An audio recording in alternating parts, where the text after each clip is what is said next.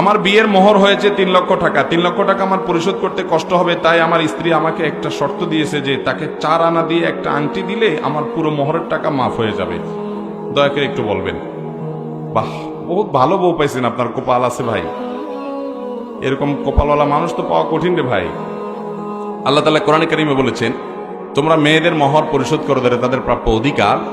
যদি কোনো মেয়ে ফাইনতিবিনা লাকুম আন শাইইন মিন নাফসি ফাকুলু হানিআম মারিআ, যদি মহিলারা তারা নিজেদের থেকে তাদের মোহর কমায় দেয়, 3 লাখ টাকার 4 আনা আংটিতে নিয়ে আসে, তাহলে এটা তুমি লাফাইতে লাফাইতে খুশি চলে খাইতে পারো।